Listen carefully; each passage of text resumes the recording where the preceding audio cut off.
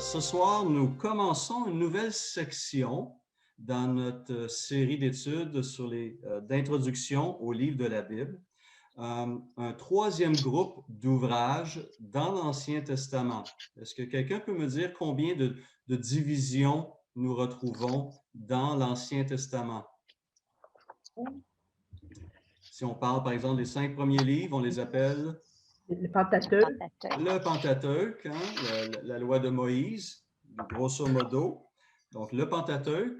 Et ensuite, nous avons vu les livres qu'on appelle historiques.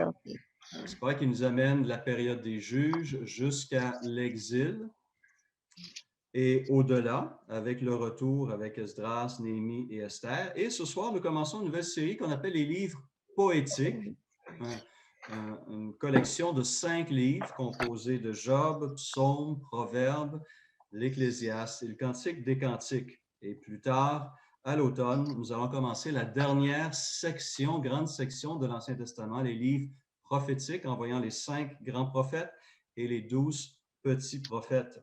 Donc, ce soir, nous commençons cette série d'ouvrages poétiques. Et le livre de Job est clairement, pour les spécialistes qui ont étudié ce livre-là dans leur langue d'origine, l'hébreu, ils ont vu et qui ont analysé le texte et qui l'ont traduit, un des plus beaux joyaux littéraires, selon certains, à travers la poésie qui ressort de cet ouvrage-là.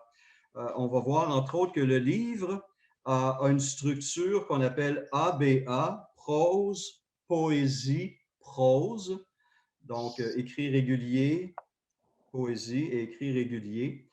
Et la grande section de l'ouvrage est cette poésie qui est très, très riche, même des termes assez particuliers, assez rares, mais c'est typique des ouvrages poétiques, la richesse des termes et de la structure qui ressort donc dans ce livre-là.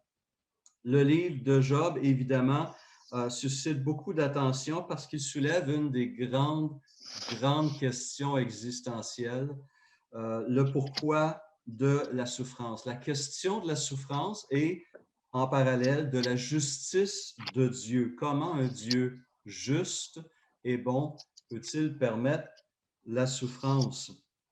Et il y a un deuxième thème qui, en préparant cette étude, est ressorti et je ne l'avais pas remarqué avant, mais en analysant le livre, en regardant ces introductions, c'est bel et bien intéressant de constater qu'il y a un deuxième thème aussi qui ressort du livre de Job et qui tourne autour d'une question: où trouve-t-on la sagesse?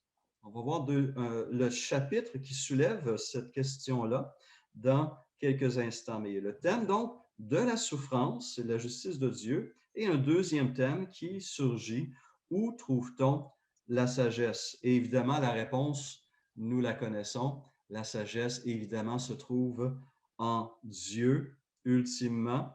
La sagesse humaine ne peut saisir la totalité des voies de Dieu.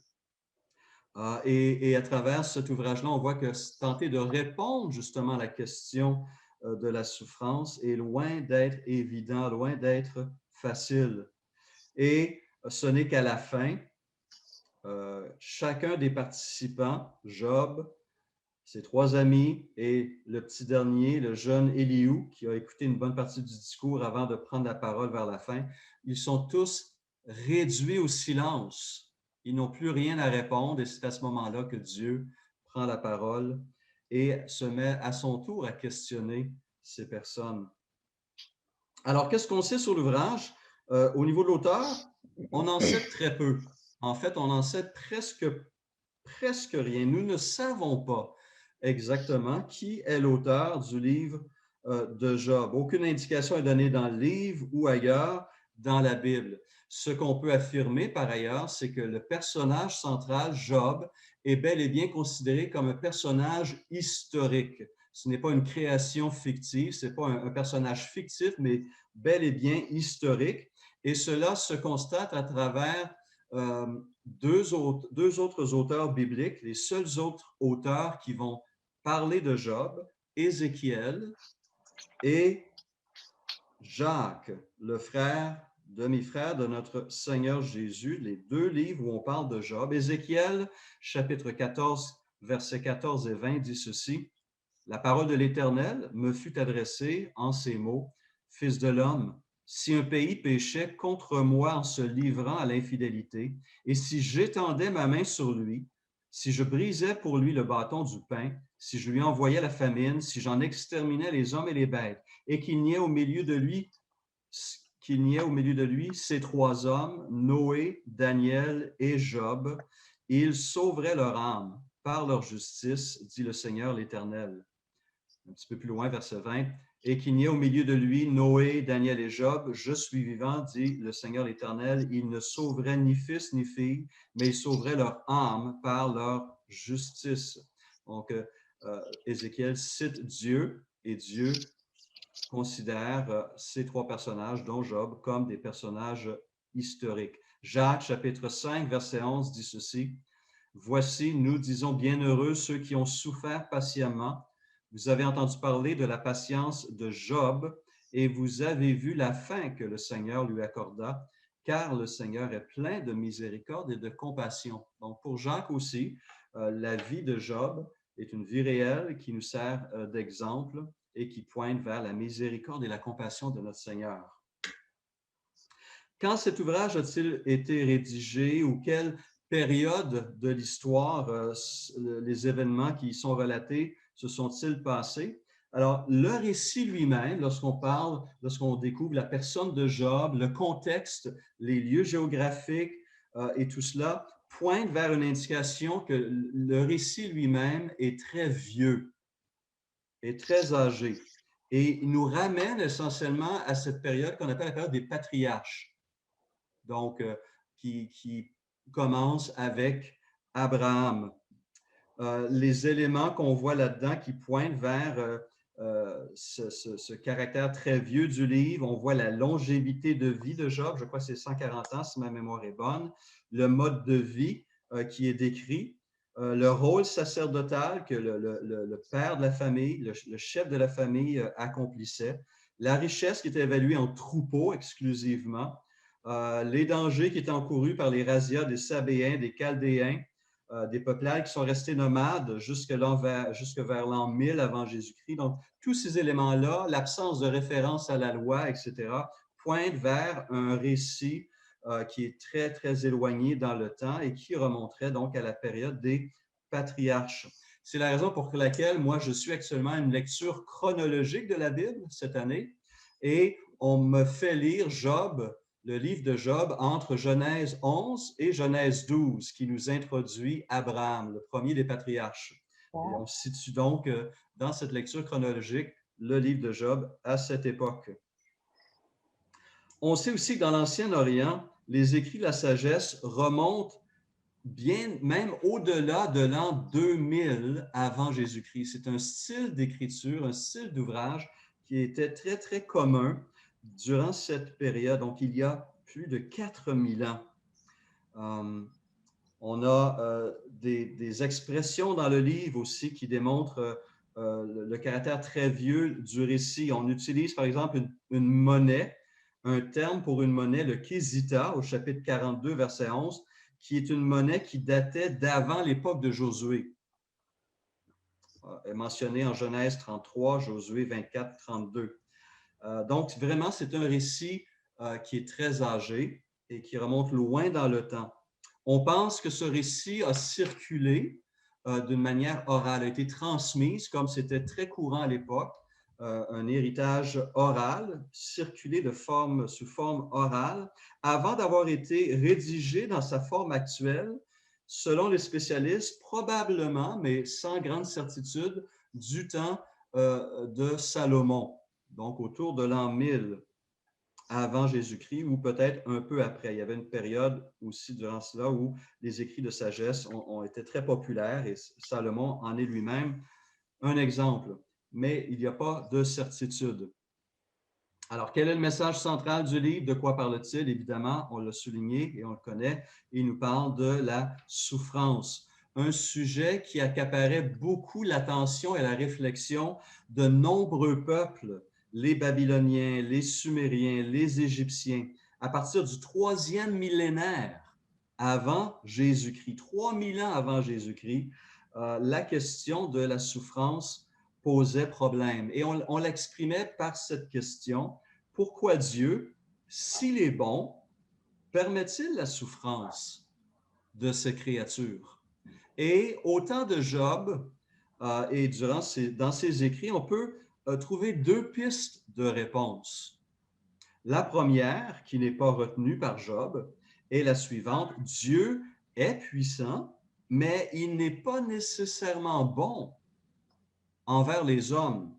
Alors, si on veut le fléchir, si on veut éviter la souffrance, il faut se soumettre à toutes sortes d'exercices de piété et de punition même qu'on va s'infliger pour essayer d'amadouer ce Dieu et l'amener à nous faire du bien. Donc, il est puissant, mais il n'est pas nécessairement bon. Ce n'est pas cette image qui va ressortir dans l'Ancien Testament. Mais l'image qui va ressortir, cette deuxième piste de réponse, est la suivante: Dieu est bon et puissant, et donc si quelqu'un souffre, c'est parce que cette personne a été méchante, a péché, a désobéi, et donc Dieu le punit, lui accorde une punition méritée pour ses péchés qui étaient publics ou secrets. Soit dit en passant, ce concept-là est encore très présent dans des milieux religieux. Il était présent du temps de Jésus. Rappelons-nous cet échange entre Jésus et les apôtres lorsqu'ils ont rencontré un homme handicapé de naissance en Jean 9, aveugle de naissance, que Jésus va éventuellement guérir. Les apôtres le questionnent: est-ce que cet homme est dans cet état à cause d'un péché qu'il a commis lui-même ou que ses parents ont commis? Tout de suite, on voit crise, épreuve, maladie, souffrance, et on l'associe à une faute personnelle. Et donc, dans le récit de Job, ces souffrances vont être interprétées selon cette thèse traditionnelle par les trois amis de Job. On va lui dire: Job, tu as péché et tu subis le juste jugement de Dieu. Si tu veux que ta souffrance cesse, tu dois te repentir et confesser ta faute, et Dieu va te restaurer. C'était le concept qui animait la pensée de ces trois amis de Job, et ils ont tenté, je ne sais combien de temps, mais ils ont tenté avec force argument de le convaincre et de l'amener à se repentir. Mais on voit une autre position qui émerge timidement à travers Éliphaz au chapitre 5, mais surtout défendue par le jeune Élihu au chapitre 33, c'est que la souffrance peut aussi être un moyen d'éducation de l'homme. La souffrance peut être un moyen que Dieu utilise pour nous façonner, nous transformer, nous instruire et nous diriger. Une note, par exemple, dans la Bible Vie nouvelle sous Job 32, 2 dit ceci: si le discours d'Élihu est d'un niveau spirituel plus élevé que celui des autres, il se trompe néanmoins en affirmant qu'une réponse adéquate à la souffrance conduit nécessairement à la guérison et à la restauration, et en persistant à mettre la souffrance en relation avec le péché. Fin de la citation. Mais dans toutes ces explications que ces trois amis et ce quatrième jeune Élihu essaient de soumettre à Job pour expliquer à Job et amener Job à changer, Job ne peut concilier ces théories qui étaient les siennes aussi à un moment donné. Il peut les concilier avec ce qu'il vit.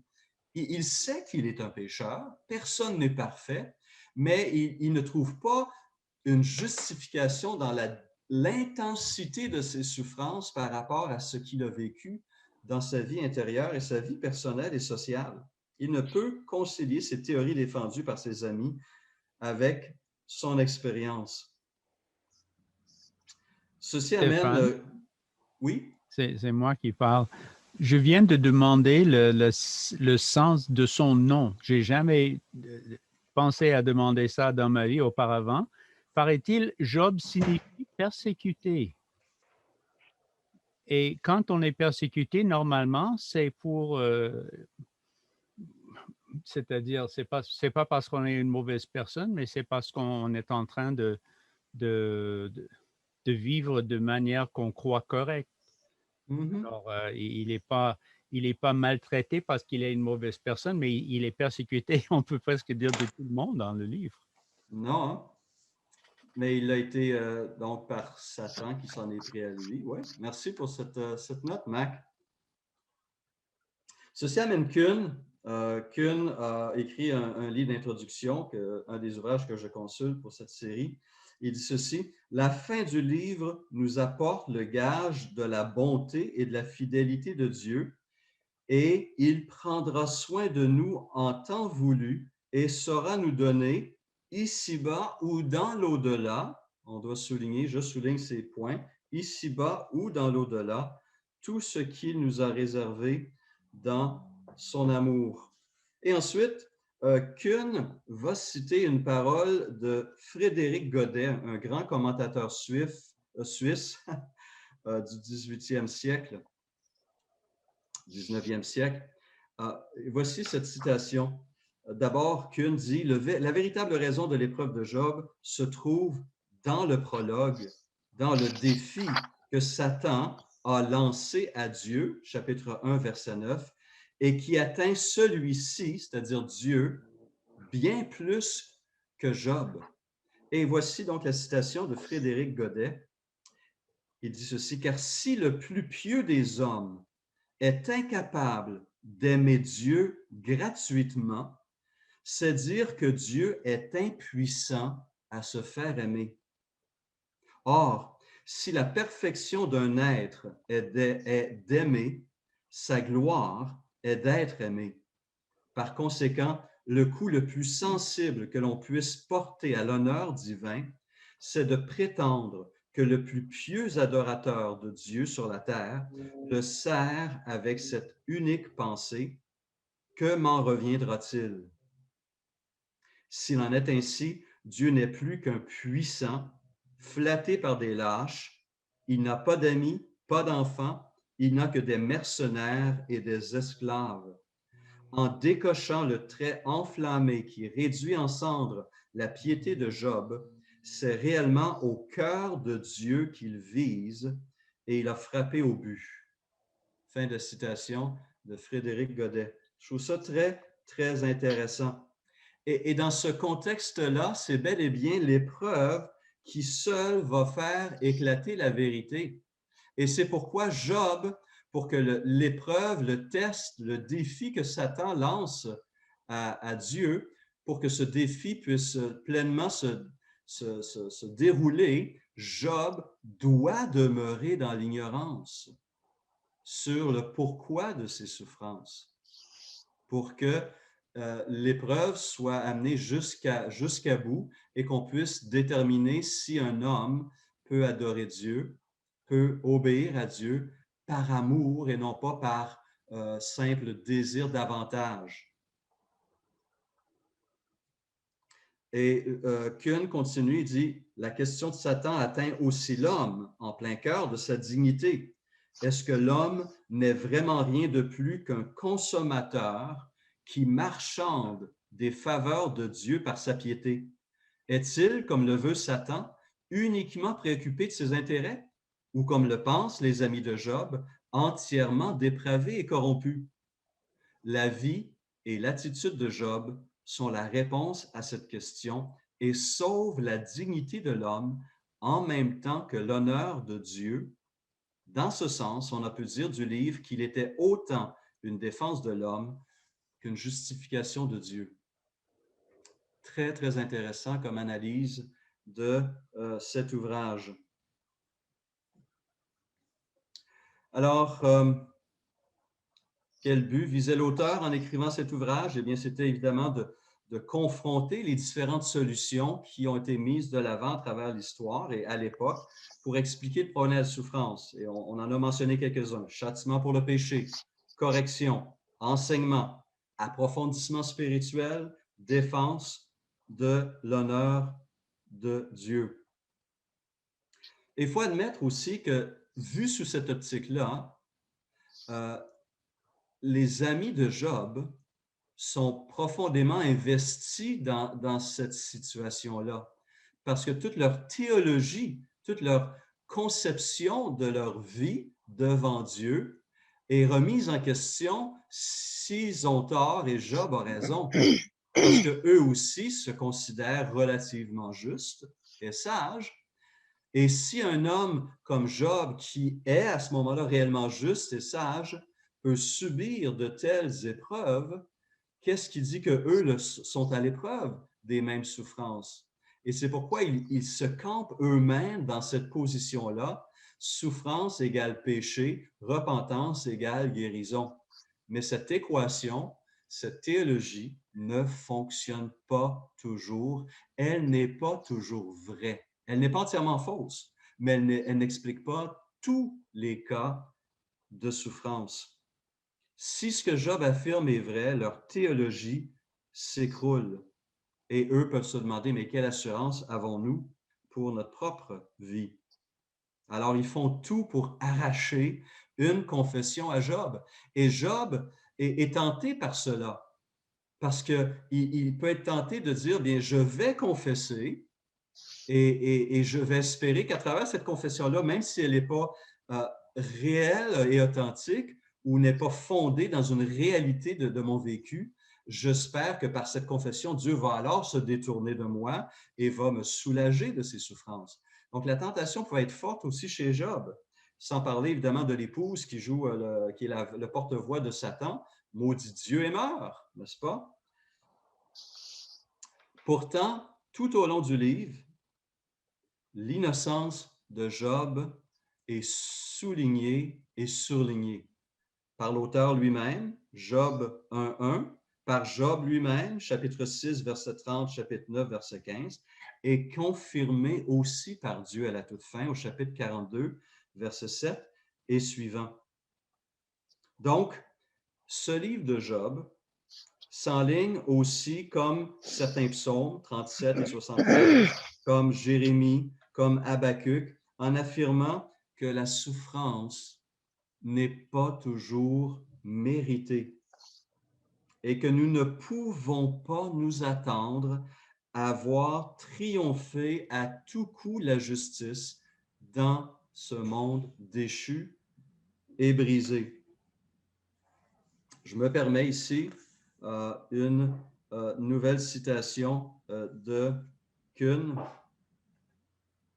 En passant, donc, cette innocence, oui, ici est confirmée. Kuhn ajoute ceci. Si le théologien trouve dans ce livre plusieurs réponses aux problèmes de la souffrance, l'homme qui souffre découvre dans l'attitude de Job un modèle approuvé par Dieu. On cite ici Jacques, chapitre 5. Pour lui, la question est moins pourquoi la souffrance que comment souffrir, dans quel esprit, que dois-je, que puis-je faire si je souffre? Là aussi, Job nous apporte plusieurs réponses.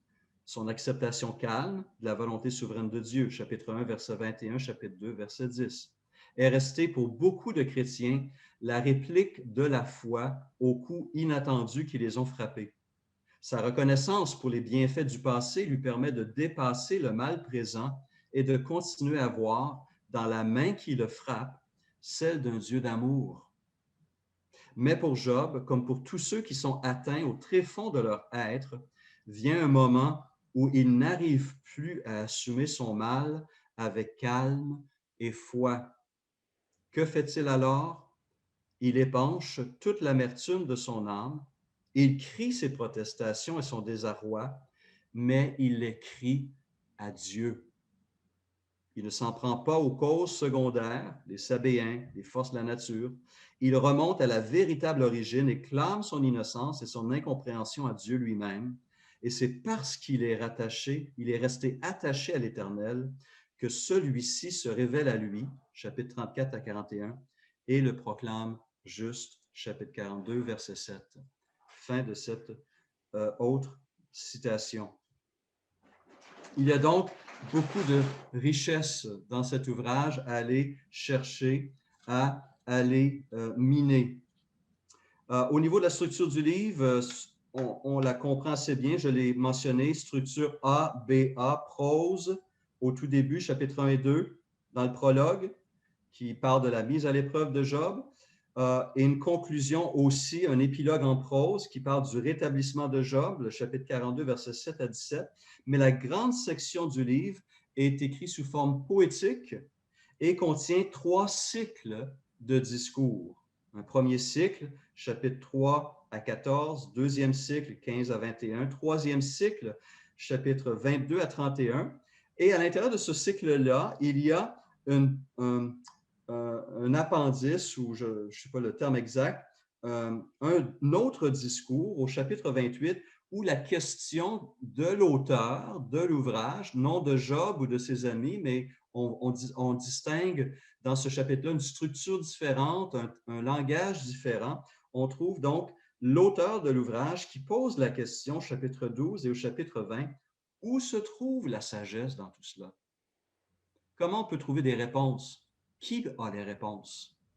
Et le texte, dans la suite, va pointer évidemment vers le Seigneur Jésus qui lui-même intervient. Donc, il y a le discours d'Éliou par la suite, chapitre 32 à 37, puis à la conclusion, à la fin, la dernière section poétique qui est l'intervention de Dieu lui-même, chapitre 38 au chapitre 42, verset 6. Et dans ces 3 cycles de discours, on va constater que l'un après l'autre, le deuxième est plus court du tiers que le premier et le troisième est plus court du tiers que le deuxième. Simplement, les interlocuteurs finissent par se répéter, le ton monte, les expressions, le débat devient plus tendu et on arrive à un mur de part et d'autre, et c'est là qu'il y a l'intervention de ce jeune Éliou qui finalement se tait et c'est Dieu qui intervient. Et je veux souligner une note ici très importante de Gordon Fee et Douglas Stewart dans leur propre ouvrage How to Read the Bible Book by Book, donc leur propre ouvrage d'introduction au livre de la Bible. Et c'est ma traduction imparfaite. Il dit ceci: nous devons garder en tête que ces 5 discours ne doivent pas être considérés comme des paroles venant de Dieu. Donc, ils ne remettent pas en question l'inspiration du texte, mais ils disent ce qu'on lit dans ces 5 discours, ce n'est pas Dieu qui parle à l'homme, ce sont des hommes qui parlent entre eux, n'est-ce pas? Comme Genèse 3 est inspiré de Dieu, mais c'est Satan qui intervient et qui ment. Mais c'est la parole de Dieu. Vous comprenez la distinction. Donc, ils disent ceci, Fee et Stewart, dans ces discours, il ne doit pas être considéré comme une parole venant de Dieu, même si Job est plus juste dans ses propos que les autres. On le voit, Dieu le confirme au chapitre 42, versets 7 et 8. Leurs discours, dit Fee, contiennent suffisamment de vérité pour être dangereux. Mais leurs discours ne sont pas des paroles de Dieu. Il ne prend la parole qu'à la fin, une fois que les voix humaines se sont tues. Votre préoccupation alors que vous lisez ces dialogues est d'être conscient de cette mesure de vérité, mais aussi de leurs fausses suppositions. Cela nous aide à comprendre un peu ce dialogue, ce discours. Il y a des valeurs qui sont présentées, des concepts qui sont présentés comme la cause de la souffrance, mais elle contient une vérité, mais elle n'est pas toute la vérité. Elle est absolutisée, elle est mise comme seule vérité, c'est là qu'est l'erreur. Ce n'est pas la seule raison qui explique la souffrance, donc le péché dans le cœur de l'homme. Kuhn va déclarer sensiblement la même chose. Il dit ceci: la valeur suprême du livre réside non dans les discours, mais dans l'histoire, c'est-à-dire dans le prologue qui nous donne la clé de l'épreuve de Job, associée au discours de Dieu dans les derniers chapitres. L'Éternel est souverain, il connaît son métier de Dieu, il sait pourquoi il envoie cette épreuve, il saura l'utiliser pour ma sanctification et pour sa gloire. Fin de la citation. Donc, alors qu'on approche ce livre, on doit garder la structure du livre, ABA, prose, poésie, prose, en perspective. et voir vraiment les éléments de base. D'abord, les 2 premiers chapitres qui nous aident à comprendre pourquoi l'homme souffre comme il souffre, ce que Job et ses amis ne sauront jamais. Dieu ne le révèle pas à la fin. C'est l'auteur, sous l'inspiration de Dieu, qui nous donne la clé pour comprendre. Et c'est dans cette lecture-là qu'on vient comprendre le livre dans son ensemble.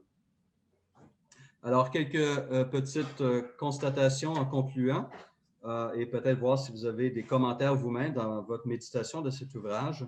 On va constater évidemment la théologie des amis de Job qui a été appelée une théologie légaliste. Dieu est présenté comme une divinité cause-effet. Il punit ou récompense selon le bien ou le mal que l'on fait dans l'immédiat. Ellison, un autre commentateur, dit ceci: « Puisque les amis de Job avaient de Dieu une vision faussée, ils ne pouvaient que considérer la souffrance de Job d'une manière aussi faussée. » Il y a des conséquences lorsqu'on commence mal.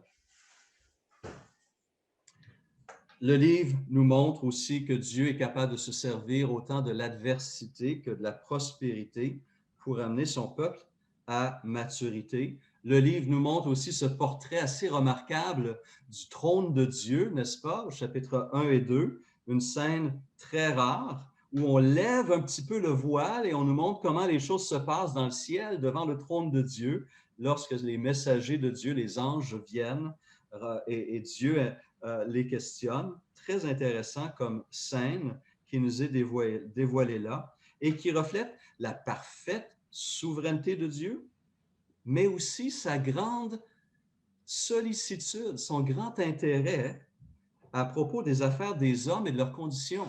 Notons que c'est Dieu qui attire l'attention de Satan sur Job. Dieu suit la vie de Job. Dieu s'intéresse à la vie de Job et éventuellement, il va aussi le restaurer à la toute fin. Donc, beaucoup de belles leçons, de belles découvertes et d'approfondissement dans ce livre qui traite de manière poétique de la souffrance. Qu'en est-il, et on cherche à poser la question lorsqu'on regarde ces livres de l'Ancien Testament, qu'en est-il de la Christologie ou de Jésus dans le livre de Job? Un commentateur, je cite, dit ceci: « En proie au désespoir, Job soupirait après la présence d'un médiateur qui plaiderait sa cause devant Dieu et les hommes. » Et on a cet exemple en Job, chapitre 9, verset 32. Il dit: « Dieu n'est pas un homme comme moi pour que je lui réponde, pour que nous allions ensemble en justice.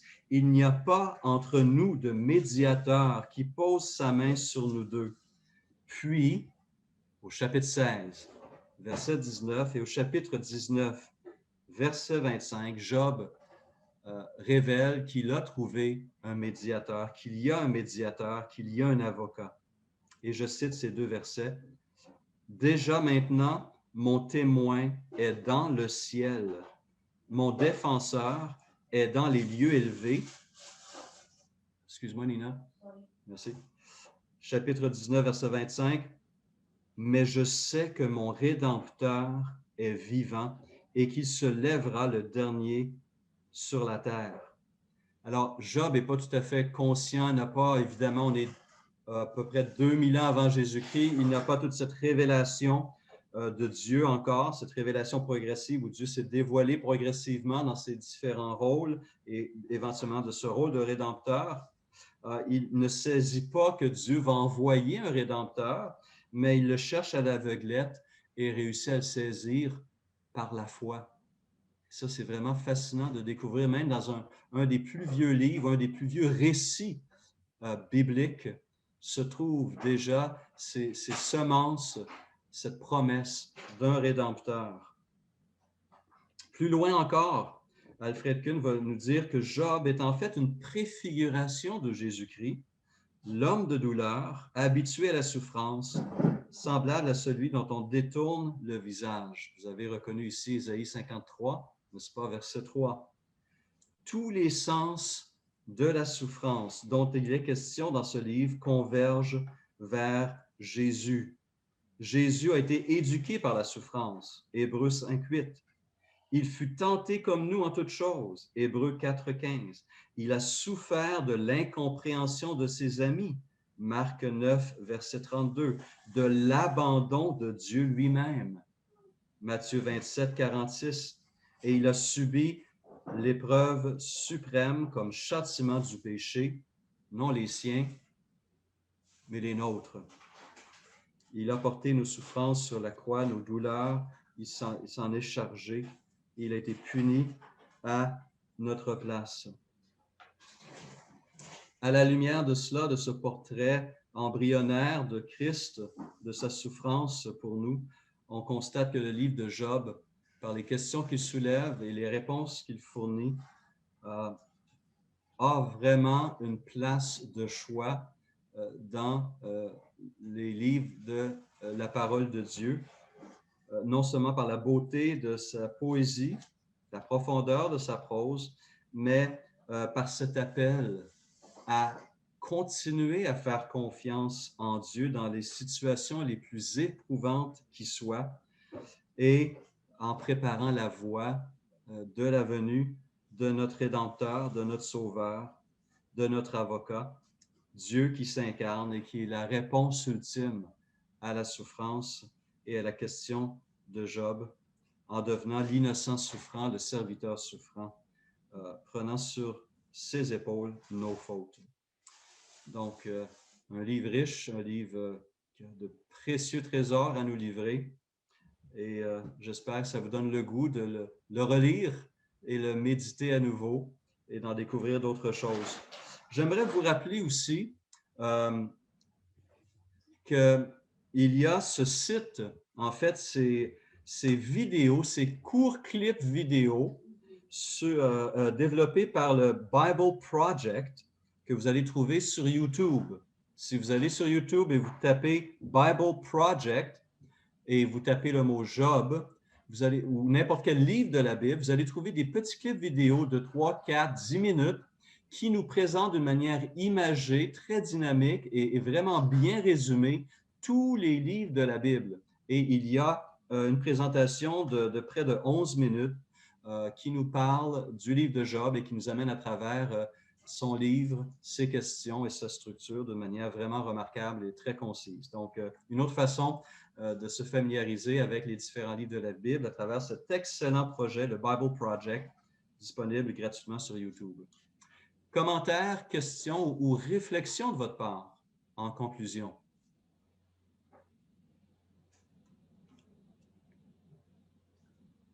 C'est quand même étonnant de voir, si on se fie d'après quand que ça a été écrit, qu'est-ce que Moïse avait écrit, les bénédictions et les malédictions que Dieu avait données au respect de la loi, que ces gens-là, même avant ça, avaient déjà dans leur façon de faire et de voir que la bénédiction était les richesses et la malédiction était quand tu perdais tout. Là. Il y avait déjà ça en eux. Mm-hmm. Ils regardaient, si tu étais bon, tu étais béni, si tu n'étais pas bon, tu n'étais pas béni. Alors, il y a un élément de vérité, évidemment, là-dedans, n'est-ce pas? On est justement dans un univers moral et il y a toujours des conséquences à nos actions ou à nos paroles. Et cela est un concept que même les incroyants constatent, n'est-ce pas? On vit dans un univers où il y a des conséquences dans ce qu'on fait, en bien ou en mal. Et cela est établi. Et c'est une partie de la réponse. Wow, pardon. C'est une partie de la réponse, mais pas sa totalité. Et pour la question de la souffrance, on constate donc qu'il y a différentes réponses et on doit faire attention de ne pas jouer le rôle des amis de Job et se limiter à une seule explication et ajouter finalement à la souffrance d'un frère, d'une sœur ou d'un ami ou d'une connaissance, n'est-ce pas? En disant, bien, ça doit être certainement parce que tu es pécheur. Si tu souffres, si tu es malade, c'est parce que Dieu te punit, parce qu'il y a un péché. Ce n'est pas nécessairement vrai. Ça peut l'être, mais pas dans tous les cas. Merci, Marc. commentaire aussi, Stéphane. Merci beaucoup pour l'introduction. J'ai trouvé intéressant qu'au début, tu mentionnes que Job était en effet pas un personnage virtuel comme on pensait, parce que moi aussi, j'ai eu à écouter ça une fois. Mais quand tu as repéré dans le livre de Jacques à la fin qu'il était déjà mentionné. Et c'est intéressant parce que dans le premier chapitre de Jacques, il y a des versets qui parlent déjà aussi un peu de comment on peut vivre la souffrance. Parfois, c'est limite un peu masochiste, un peu, mais c'est les versets 2 et 4 de Jacques 1, donc du premier chapitre de Jacques, qui dit: Mes frères, considérez-vous comme très heureux quand vous avez à passer par toutes sortes d'épreuves, car vous le savez, si votre foi résiste à l'épreuve, celle-ci produit la persévérance. Mais veillez à ce que votre persévérance se manifeste pleinement, afin que vous soyez parfaits, sans défaut, qu'il ne vous manque rien. Mhm. Oui. Alors, Jacques aussi a une très belle réflexion. C'est un des thèmes, n'est-ce pas, de sa lettre, la souffrance. On doit reconnaître aussi, hein, on va continuer à lutter, même si on peut trouver les réponses dans notre expérience avec la souffrance, avec la maladie, avec la faiblesse croissante apportée par l'âge. On va continuer à lutter avec ces questions-là. On peut avoir certaines réponses ici, mais chaque jour, on doit se repositionner devant le Seigneur et s'humilier devant lui et lui faire confiance. Le pourquoi il permet certaines choses, on n'aura pas toujours les réponses ici-bas, mais on doit lui faire confiance qu'il demeure souverain, qu'il est au contrôle, qu'il est juste et bon et qu'ultimement, il sera justifié et nous le serons aussi. Mais on va lutter. On va lutter. Et encore plus dans ce monde qui met l'accent sur la santé, sur le bonheur, dans un monde où la souffrance est si évidente, ça remet en question aussi le modèle des gens du monde. Cette quête de la santé, de la prospérité, de la joie et du bonheur. Bien, il y a cet élément de la souffrance, de la maladie, de la mort qui vient mettre les bâtons dans les roues et qui nous ramène à questionner notre vision de la belle vie, la bonne vie. Voilà. Et j'ai aussi souligné cette citation, je pense que tu as apportée au début, de cet auteur qui disait que la souffrance ne produit pas toujours des bonnes choses aussi. Et je me demandais, est-ce que la persévérance, c'est ça qui nous empêche justement de vivre l'amertume, que la souffrance, chez certaines personnes, ça crée de l'amertume. Ça peut créer de l'amertume. Oui. On a déjà partagé, n'est-ce pas, dans le passé, ce paradoxe. C'est souvent la souffrance qui nous amène au Seigneur, mais une fois au Seigneur, la souffrance peut nous éloigner de lui. Encore une fois, ça démontre justement le combat qu'on mène encore aujourd'hui par rapport à la souffrance. Oui. C'est intéressant aussi que Job ni aucun de ses amis n'accuse Satan. La plainte de Job va directement à Dieu. Oui. Tu as fait de moi ton cible, dit-il. Oui. Et je crois que nous, en fin de compte, nous avons affaire jamais avec l'intermédiaire, parce que Satan n'aurait pu rien faire si Dieu n'avait pas permis. Donc, dans notre cas, Dieu le permet également. Satan est sans pouvoir si Dieu ne permet pas ces choses. Alors, quand j'ai un problème, pas la peine que je regarde l'intermédiaire, je dois aller directement à Dieu, avec les questions que je peux avoir, mais aussi avec le fait qu'il me demande une foi, il me demande ma foi. Alors, au milieu de toutes ces choses, je dois dire, Dieu, je ne comprends rien, mais tu dis que je n'ai pas besoin de comprendre, j'ai besoin de croire. Exact. Et que parce que Dieu demeure souverain et que Dieu est bon, aucune souffrance est en quelque sorte gratuite ou insensée, sans sens. Dieu, en le permettant, va agir à travers elle, va faire quelque chose en nous et à travers nous, à travers cette souffrance-là. Ce n'est jamais insensé, en vain, inutile, gratuit. Cette assurance-là doit être enracinée aussi dans notre cœur.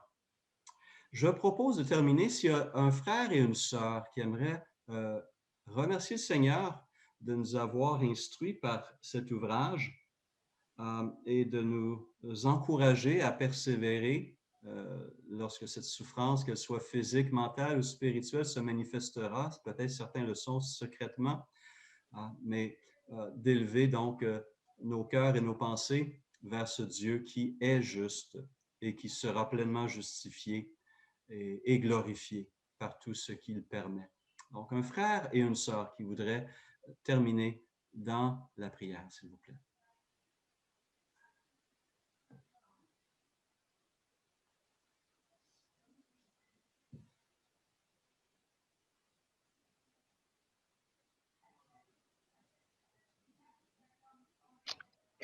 Mon Dieu, je repense au verset des psaumes où c'est écrit, tu recueilles nos larmes dans une outre et tu changes nos larmes en joie.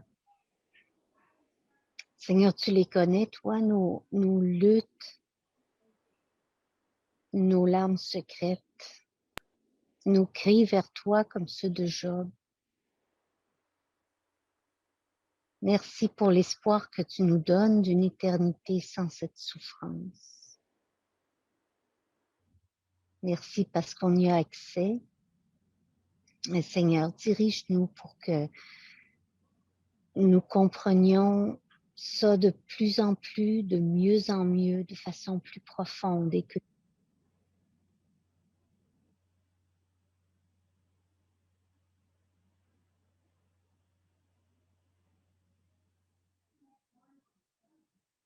Eh bien, Seigneur, on te remercie de nous instruire par ces différents ouvrages.